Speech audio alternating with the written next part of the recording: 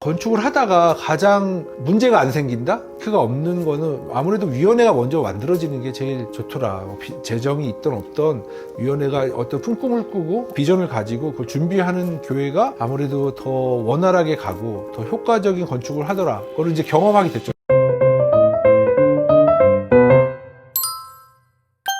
교회 건축하시면서 네. 가장 많이 들었던 질문들을 좀 다섯 그쵸. 개를 추려봤습니다. 네. 정말 질문 많죠. 네. 그래서 하나하나 오늘은 네. 예, 한번 해볼게요. 첫 번째 제일 많이 드는 게 건축비에 대한 질문이에요. 우리가 지난번 콘텐츠에서 다뤘었는데 네. 건축비는 얼마나 들까요?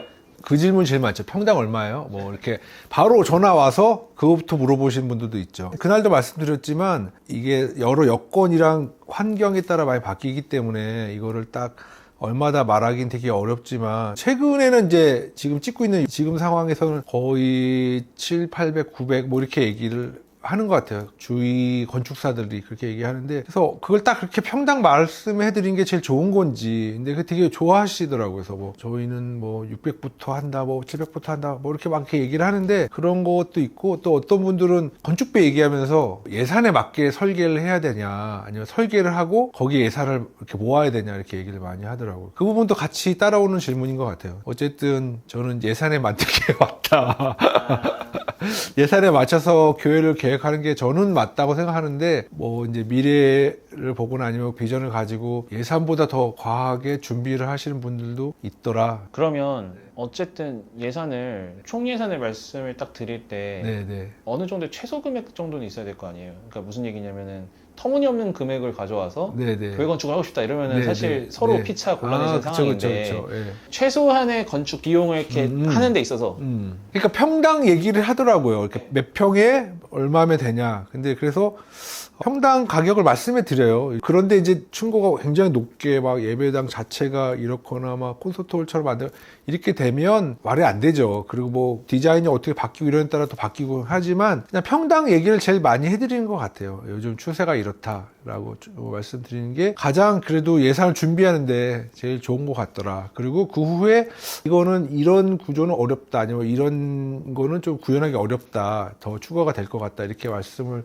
많이 드리는데 코로나 전에만 해도 막 평당 얘기할 때 500만 원 막 이렇게 얘기한 적도 있는데 지금 확실히 비용이 많이 올랐고 특별히 인건비가 굉장히 많이 올라서 평균 7, 800은 가지 않겠나 뭐 이렇게 보고 있습니다. 그러면은 영상을 보면서 네. 이제 건축을 준비를 그래서 생각하시는 네. 교회들은 평당 700에서 플러스 알파를 네. 어느 정도 생각을 해놓고 그죠, 건축사들과 얘기하는 게 제일 네, 안전한 그쵸. 그게 제일 좋지. 뭐, 일단 잘 뽑아주세요.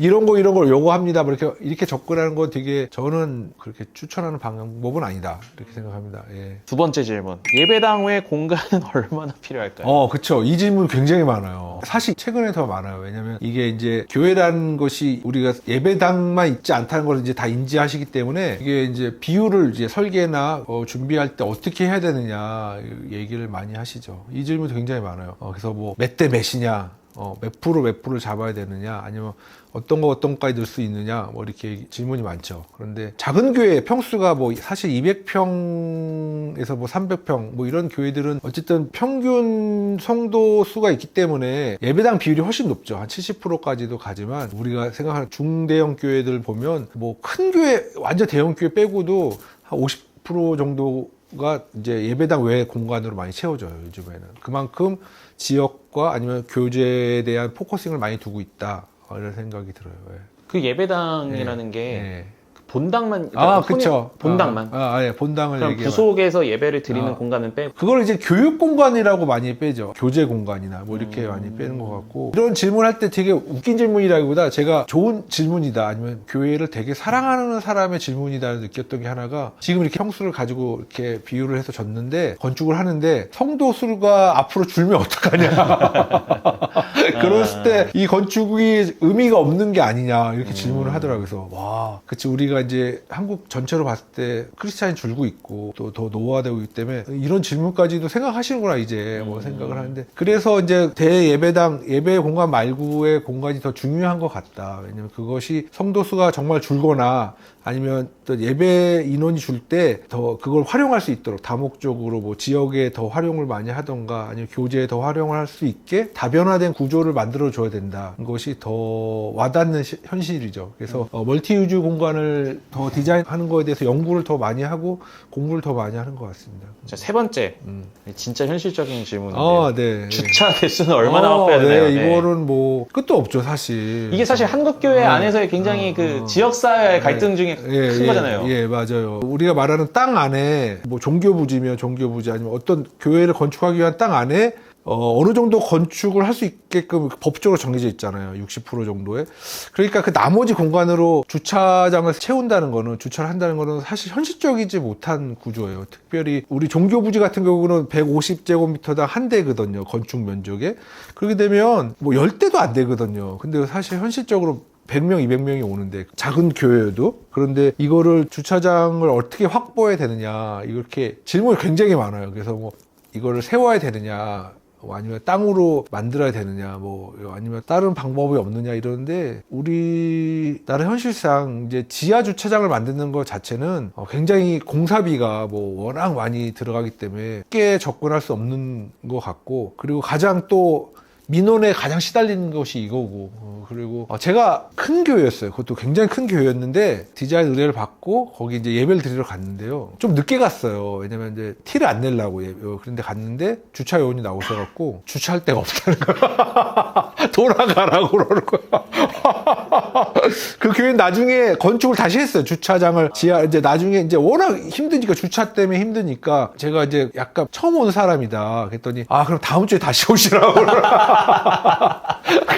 그분이 뭐 매뉴얼대로 하신 건지는 잘 모르겠지만 야 이거 되게 특이한 경험이다 이런 생각하고 그냥 왔어요 그 주에.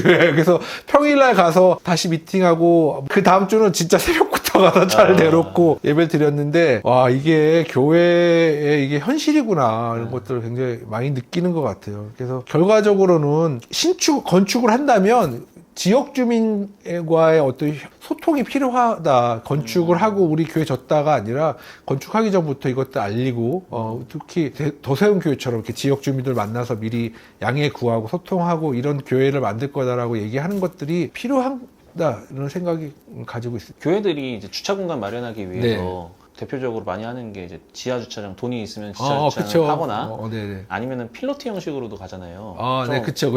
어떤 게 좀 장단점이 있을까요, 거기에? 필로티 구조도 많이 사용하죠. 근데 이제 필로티 구조는 이제 별로 안 좋아하는 게 이제 건물이 교회가 아니라 주차장 같은 이렇게 빌라 같은 느낌, 상가 같은 느낌이 너무 강해서 추천하지는 않고 또 아이들이 많은데 교회는 사고가 아무래도 많이 나는 공간이기 때문에 주차 필로티 구조를 그렇게 좋아하지는 않아요. 그러니까 건축하는 데 있어서 그것도 어떤 현실적인 부분이니까 그걸 밖에 할 수 없고 제일 좋은 건 지하에다 이제 만드는 거죠. 사실 지하에 만드는 것이 면적에도 안 들어가고 뭐 여러 가지 안전에도 좋고 관리에도 좋고 그러기 때문에 지하 주차장을 하지만 그렇게 할 수 있는 교회가 우리나라에 몇 프로일까? 8만 교회 중에 몇 프로나 될까라는 생각을 했을 때는 지역 주민과의 어쨌든 소통이 굉장히 중요하다라는 생각들을 가지고 있습니다. 필로티 많이 꽤 하지 않나요?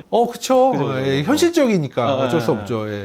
근데 어쨌든 필로티를 하면은 교회로서의 어떤 미적인 것들이나 안전에 있어서도 그거는 감수를 해야 되는 안전이 제일 걱정인 항상 느껴요. 아이들이 뭐 이거 아무래도 전 세대가 활용하기 때문에 뭐 아이들 아니면 어르신들이 되게 접촉당하는 걸 많이 봐가지고 그 대표님 입장에서는 필로티를 할 바에는 그냥 교회 건물과 주차 공간을 따로 분리시키는 게 더 저는 그게 더 차라리 거기를 2층으로 뭐 철거 구조로 다시 만들거나 이렇게 하는 게 좋지 않을까 저는 그렇게 생각합니다. 네 번째 질문, 교회다운 디자인은 어떤 걸까요? 맞아요. 어떻게 보면 이게 전에 세대 간의 갈등이었죠. 그런데 지금은 젊은 분들도 그렇고 또 이제 우리가 생각하는 기존 세대들도 많이 열려있기 때문에 이거에 대한 질문이 굉장히 많아요. 뭐 전형적인 코딩 양식으로 가는 것이 교회다운 공간이냐 아니면 정말 디자인틱하게 아니면 열린 공간처럼 만드는 것이 정말 교회다운 모습이냐 어떤 거냐 이러는데 그래서 전통적으로 하면 젊은 친구들이 안 올 것 같고 뭐 이렇게 만들어 놓으면 무슨 저게 교회냐 이렇게 지금 바라볼 것 같고 뭐 이런 거예요. 근데 저도 이거에 대해서 많이 겪었어요. 오래된 얘기지만 이제 체육관처럼 만들고 이거를 대예배당으로 활용하게 했는데 평일에는 체육관을 쓰고 근데 이게 교회냐 이게 우리가 알던 교회가 맞냐 뭐 이거를 얘기를 되게 많이 하더라고요. 사람들이 이제 설왕설래가 많더라고요. 그래서 이것이 우리의 문화 그동안의 문화를 바뀌어간다는 것이 정말 어려운 부분이구나 이런 것들 많이 느끼고 그래서 이제 질문이 많은 거죠. 이래도 되냐 뭐 이런 거 보여주 교회도 있고 저도 이제 교회를 미팅할 때 질문지에 그게 있어요. 십자가를 어디다 놓고 싶으시냐.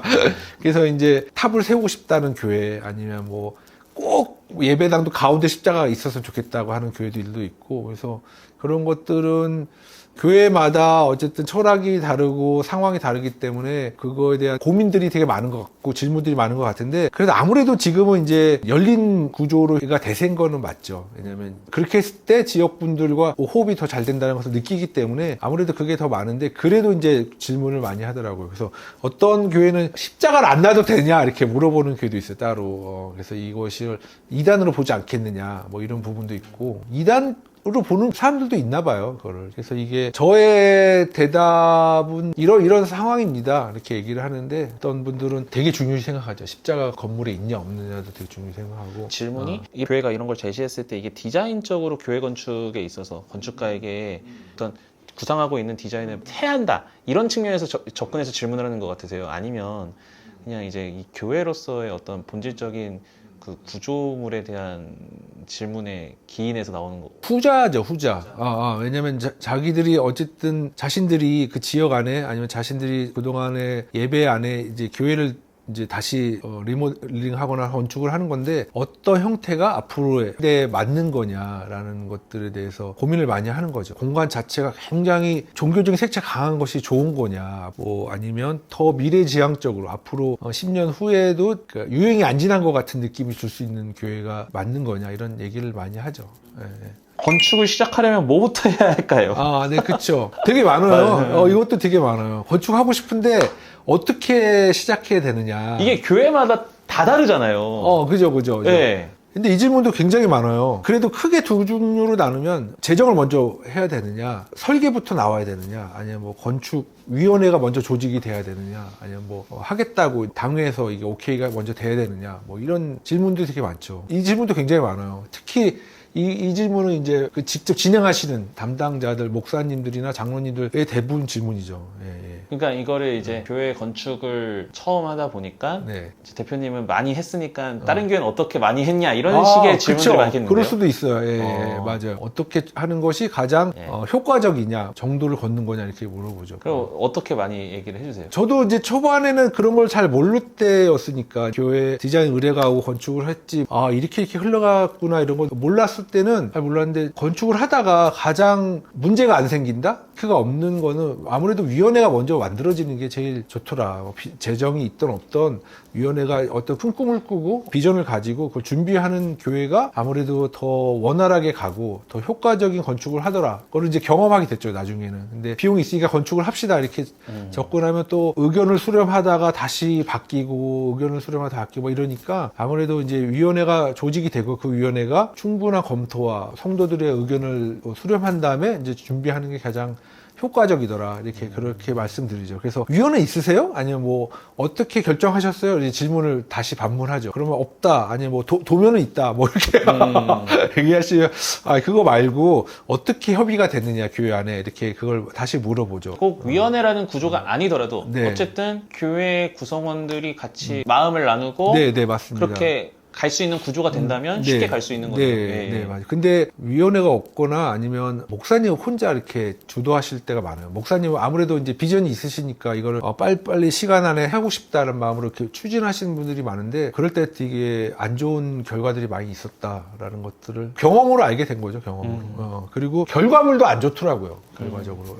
그래서 이게 질문이 이제 이런 질문들이 굉장히 많았는데 예산도 많았지만 지금 질문도 많았던 것 같아요. 이제 시작하려고 하는데 어떻게 했으면 좋겠냐 이런 질문이 굉장히 많았던 것 같아요. 마무리하면서 네. 이 질문 5가지를 나눠봤는데 네. 교회 건축에서 이 질문들을 잘 어떻게 활용하셔서 교회 건축 현장에서 어떻게 쓰셨으면 하는지. 질문한다는 자체가 아무래도 교회 관심이 많고 좋은 걸 하기 위해서 노력하는 거잖아요. 충분히 검토하고 다른 교회를 이렇게 방문해보고 어떻게 풀었었나 이런 것들을 모델 교회 우리가 말하는 이렇게 하고 싶다라는 방향성이 있는 교회를 먼저 만나보는 것도 굉장히 큰 도움이 되더라. 음. 이렇게 말씀을 한번 드리고 싶었습니다.